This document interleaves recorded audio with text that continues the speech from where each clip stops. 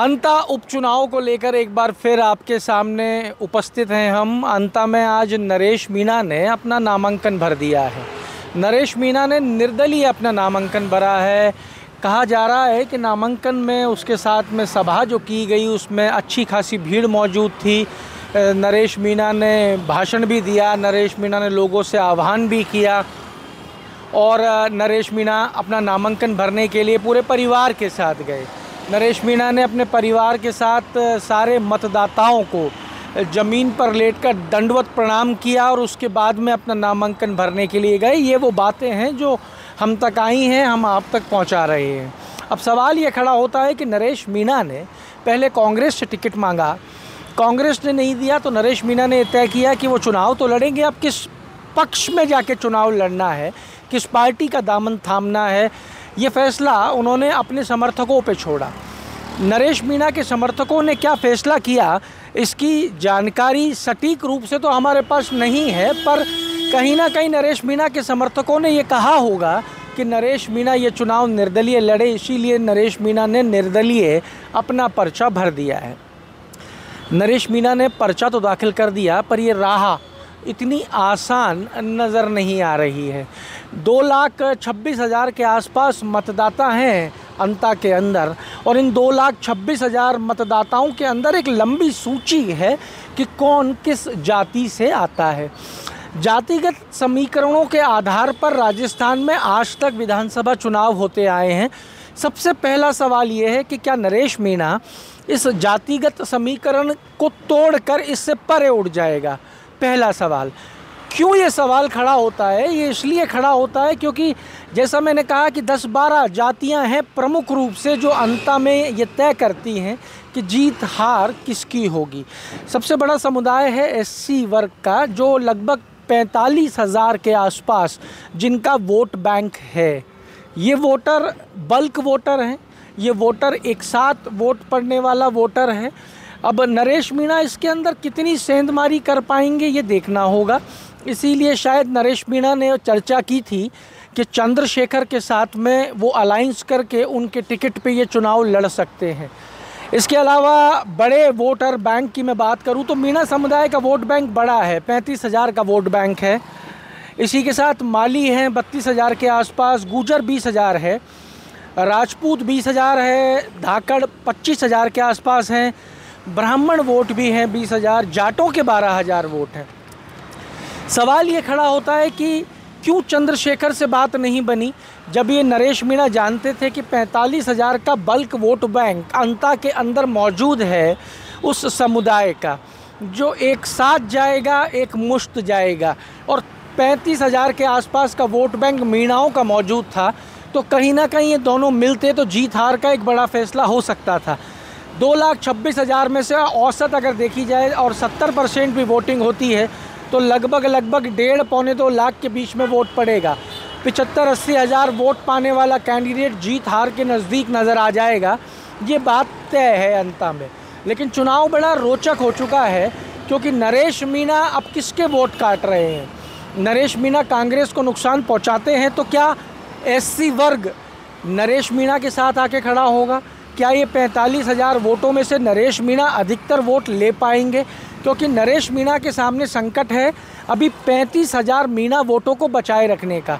वो 35,000 वोट जो मीणाओं के हैं, क्या वो एक छत्र नरेश मीणा के साथ चले जाएंगे या कुछ वोटर उसमें से छिटक कर डॉक्टर किरोड़ी लाल मीणा के आह्वान पर या डॉक्टर किरोड़ी लाल मीणा के कहने पर भाजपा के पाले में आ जाएगा। Vote neck to neck fight के अंदर एक एक वोट जो है वो मैटर करेगा, क्योंकि सामने कांग्रेस ने अपना प्रत्याशी दे दिया है और वो प्रत्याशी है प्रमोद जैन भाया। प्रमोद जैन भाया की अपनी पकड़ है। नरेश अंता से चुनाव जरूर लड़ रहे हैं, पॉपुलैरिटी जरूर है, पर नरेश के पास सिंबल नहीं होने की वजह से नरेश को समस्याएं झेलनी पड़ सकती है। नरेश, दूसरा जो बड़ा सवाल है कि नरेश हनुमान बेनीवाल के साथ क्यों नहीं गए, जबकि हनुमान बेनीवाल के समुदाय के वहाँ पे 12,000 के आसपास वोट है। ये वोट भी अगर नरेश मीणा के साथ शिफ्ट होते हैं तो भी जीत हार का समीकरण अभी बहुत दूर नज़र आता हुआ दिख रहा है। बीजेपी किसके ऊपर दाव लगाएगी ये देखना होगा। हालांकि चर्चाएं चल रही हैं कि नंदलाल सुमन को वसुंधरा राजे ने अपने घर बुला लिया है और उनकी मुलाकात हो रही है। हालांकि वसुंधरा राजे ने ये कहा है कि उम्मीदवार का फैसला प्रदेश अध्यक्ष ही करेंगे। अब औपचारिकता मात्र बाकी रह गई है, क्योंकि मदन राठौड़ प्रदेश अध्यक्ष ने भी आज कह दिया है कि आज की डेट में बीजेपी का भी उम्मीदवार घोषित हो जाएगा। चुनाव में आपको पहले दिन से कह रहा हूं कि बड़ा रोचक है। चुनाव में देखना ये था, पिछली बार भी आपकी हमारी चर्चा हुई थी, और वो चर्चा ये थी कि क्या राजस्थान 2028 विधानसभा चुनाव के लिए ये माइलस्टोन बनेगा, क्या ये केंद्र बिंदु बनेगा जहां से 2028 का भविष्य तय होगा, क्या तीसरे गठबंधन की कोई सुगबुगाहट नज़र आएगी। लेकिन नरेश मीणा के निर्दलीय नामांकन भरने से ये सुगबुगाहट ख़त्म होती हुई नज़र आ रही है। राजस्थान के जो बड़े चेहरे हैं, जो निर्दलीय या छोटे पार्टी का हिस्सा हैं या छोटी पार्टी लेके चल रहे हैं, उनमें हनुमान बेनीवाल सबसे बड़ा नाम है। हनुमान बेनीवाल के बाद में रविंद्र सिंह भाटी, राजकुमार रौत, नरेश मीणा तेज़ी से उभरता हुआ नाम। अगर ये कहीं ना कहीं एक होके इस चुनाव में जाते तो चुनाव का रुख और राजस्थान की राजनीति का रुख बदल सकता था। क्या कारण रहे कि इनके साथ में अलायंस नहीं हो पाया। हालांकि नरेश मीणा ने अपने शहीद स्मारक वाले धरने पर हनुमान बेनीवाल से सपोर्ट तो मांगा था धरने के लिए, पर नरेश मीणा हनुमान की तरफ क्यों नहीं गए? क्या इसका कारण सिर्फ ये था कि 12,000 जाट वोटर है और 12,000 जाट वोटरों को खुश करने के चक्कर में गुजर, मीणा, एससी हाथ से ना चला जाए? नरेश कांग्रेस को कितना बड़ा डेंट दे पाएंगे ये तय करेगा आने वाला समय। लेकिन आज की स्थिति ये है कि चुनाव पूरी तरीके से कसा हुआ और फंसा हुआ नज़र आ रहा है।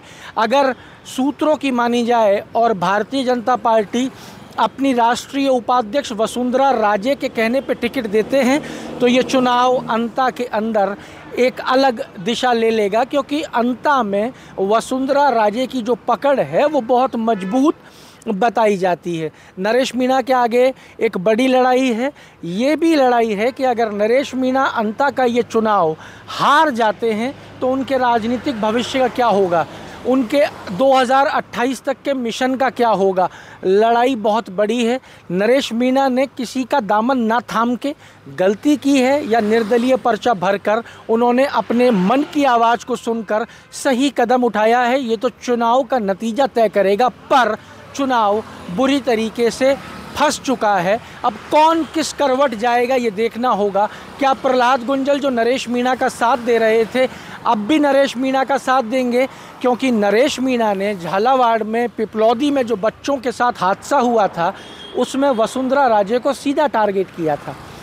वसुंधरा राजे और प्रहलाद गुंजल की अच्छी ट्यूनिंग बताई जाती है, तो क्या प्रहलाद गुंजल वसुंधरा राजे को छोड़कर नरेश मीणा का साथ देंगे? क्या गुजर वोट बैंक जो है वो नरेश की तरफ आ पाएगा? क्या सचिन पायलट, जिनको नरेश मीणा अपना गुरु, अपना बड़ा भाई बताते हैं, क्या वो उनकी मदद कर पाएंगे? देखना बहुत कुछ होगा, क्योंकि चुनाव पूरी तरीके से फंस गया है। अब किस करवट बैठता है ये भी आप तक पहुंचाते रहेंगे, इसलिए जुड़े रहिए हमारे साथ। अमर उजाला के लिए जयपुर से मैं आशीष। अगर आप ये वीडियो YouTube पर देख रहे हैं तो हमारे चैनल को सब्सक्राइब कर बेल आइकन दबाएं, और Facebook पर देख रहे हैं तो हमारे पेज को लाइक करें।